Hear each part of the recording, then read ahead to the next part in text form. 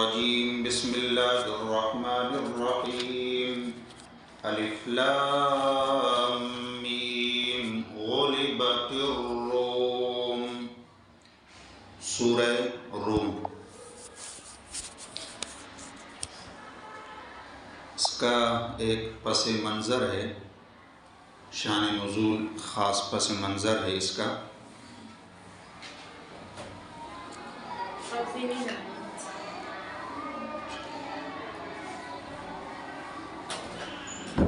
یہ حضور صلی اللہ علیہ وسلم کی رسالت اور قرآن کریم کی سچائی اور حقانیت کا ایک ناقابل تردید ثبوت ہے یہ سورت. اچھا،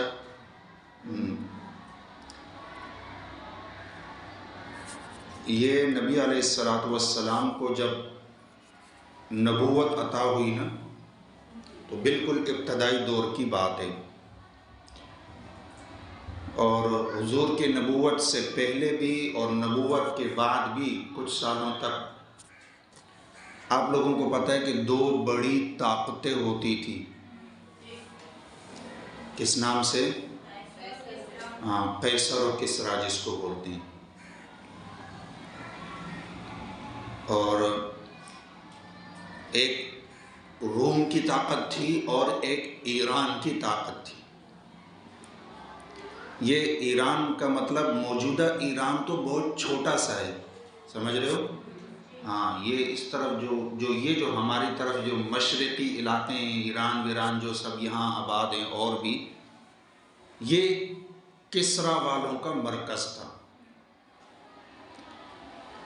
اچھا، کسریٰ یہ ان کے بادشاہ کا لقب ہوتا تھا. جو دوسری طاقت تھی نا، ایران والی جو طاقت تھی، ایک رومیوں کی طاقت تھی، ایک ایرانیوں کی طاقت تھی. تو ایران کے جو بادشاہ ہوتے تھے ان کا لقب کیا ہوتا تھا؟ کسریٰ. یہ لوگ آتش پرست تھے، آگ کو پوجنے والے. دوسری بڑی طاقت تھی روم کی، اور روم کا مرکز ایک تو یہ موجودہ روم اور قسطنطنیہ، یہ آج کل یہ ہے نا ترکی کا دارالخلافہ، کیا نام ہے اس کا؟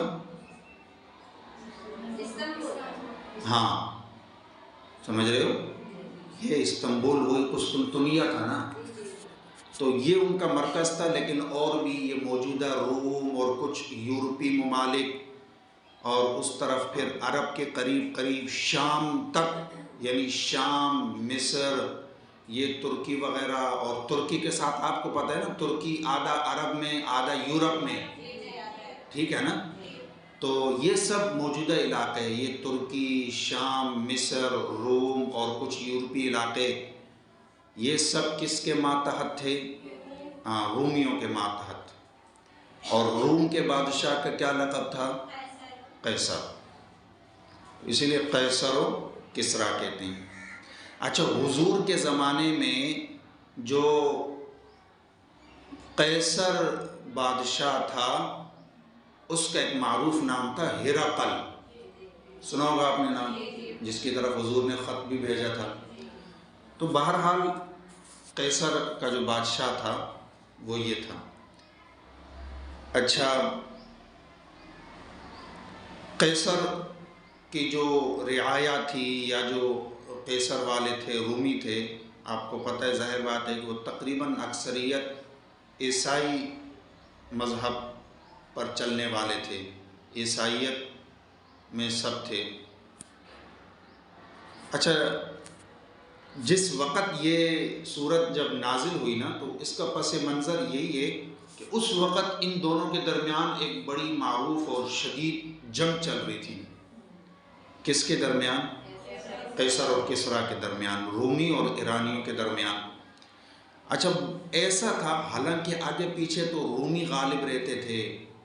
یہ تو قدیم زمانے سے رومی بڑی دنیا میں ان کا غلبہ رہا ہے، عیسائیت کا غلبہ رہا ہے. وہ آپ نے سنا ہوگا نا، یہودیوں کو بھی ان سے بہت مار پڑی ہے. تو لیکن وہ وقت ایسا تھا جب حضور بھی تھے، اور اس وقت جو ہے نا وہ ایرانیوں کا غلبہ ہو رہا تھا اور خوب مار پڑ رہی تھی ان کو، رومیوں کو اور قیصر والوں کو۔ اچھا، کئی علاقے فتح کر لیے، کئی شہر فتح کر لیے، یہاں تک کہ بیت المقدس بھی انہوں نے، ایرانیوں نے، کسرا والوں نے فتح کر لیا اور ان کے مرکز تک پہنچ گئے۔ یعنی ان کا جو مرکز تھا رومیوں کا، قسطنطنیہ، وہاں تک پہنچ گئے۔ پہلے زمانے میں تو فصیل 4 دیواری ہوتی تھی نا، 4 دیواری پھر اندر قلعہ ہوتا، تو یہ فصیل کے قریب قریب پہنچ گئے تھے۔ رومیوں کو مسلسل شکست ہو رہی تھی۔ رومیوں کو جو بادشاہ تھا ہیراقل، یعنی اس کے لیے ایسی صورتحال ہو گئی کہ اس کے لیے جائے پناہ بھی مشکل ہو رہی تھی۔ اچھا، یہاں صورتحال یہ تھی مکہ میں، ان دونوں کی تو جنگ چل رہی ہے، مکہ میں صورتحال یہ تھی کہ چونکہ ایرانی ایک لحاظ سے آتش پرست تھے، یعنی آسمانی مذہب کو نہ ماننے والے، ٹھیک ہے، اور دوسری طرف مشرکین مکہ بھی گویا کہ کتاب کو نہ ماننے والے، آسمانی شخصیت، اللہ کی طرف سے جو مبعوث نبی اس کو نہ ماننے والے، اللہ کی طرف سے نازل کردہ کتاب اس کو نہ ماننے والے۔ تو یہ گویا کہ قریب قریب تھے آپس میں، اور مشرکین مکہ کی بت پرستوں کی ساری کے ساری ہمدردیاں ایرانیوں کے ساتھ تھی، کسرا کے ساتھ تھی۔ اچھا، جب یہاں سے جیسے جیسے خبر آتی کہ بھئی آج تو ایرانیوں نے فلاں علاقہ فتح کر لیا، اور پھر کچھ دنوں بعد خبر آ رہی ہے کہ یہاں تک پہنچ گئے، تو یہ مشرکین مکہ خوب خوشی مناتے، جشن مناتے، مسلمانوں کو چڑھاتے۔ دیکھو، یہ تمہارے ہم مذہب عیسائی لوگ آسمانی کتاب پر ایمان رکھتے ہیں، لیکن دیکھو کیسے مسلسل شکستیں کھائے جا رہے ہیں،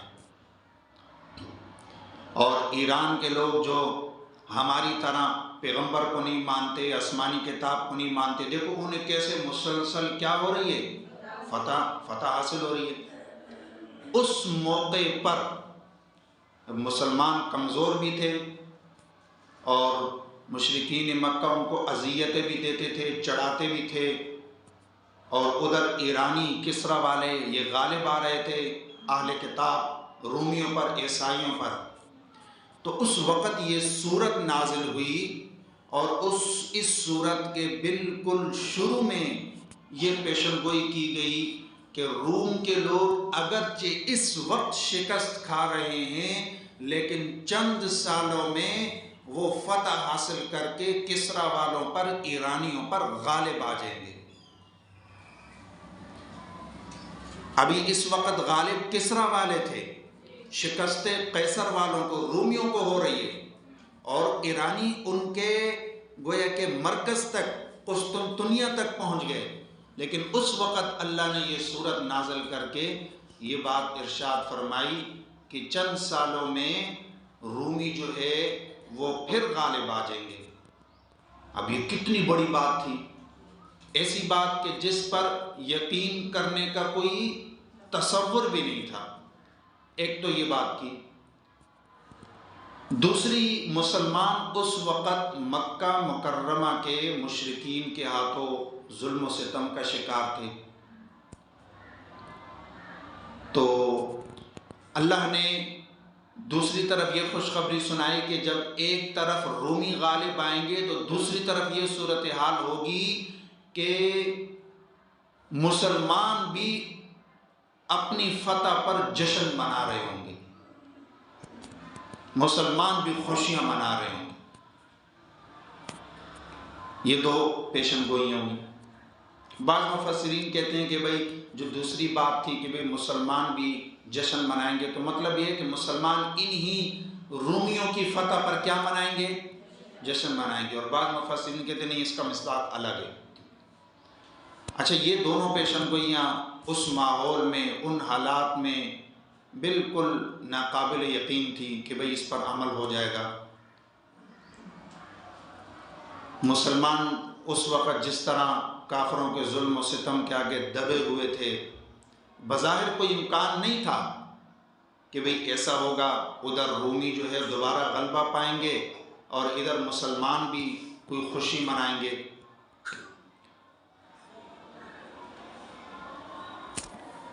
یہاں تک کہ روایات میں آتا ہے کہ مشرکین مکہ کا ایک معروف سردار ہے، آپ نے نام سنا ہوگا، ابی ابن خلف، ٹھیک ہے نا؟ ہاں، ابی ابن، وہ عبداللہ ابن ابی وہ نہیں، یہ مکہ والا ابی ابن خلف، یہ بھی بڑے مذاق اڑانے والوں میں ہوتا تھا، بڑا مذاق اڑایا کرتا تھا مسلمانوں کا، قرآن کا، نبی کا۔ اس نے حضرت ابو بکر صدیق کے ساتھ ایک شرط لگا لی، جب یہ نازل ہوئی نا یہ آیات، خوب مذاق اڑایا۔ ابی ابن خلف نے ایک شرط لگائی کہ چلو آؤ پھر ہم دونوں شرط لگاتے ہیں۔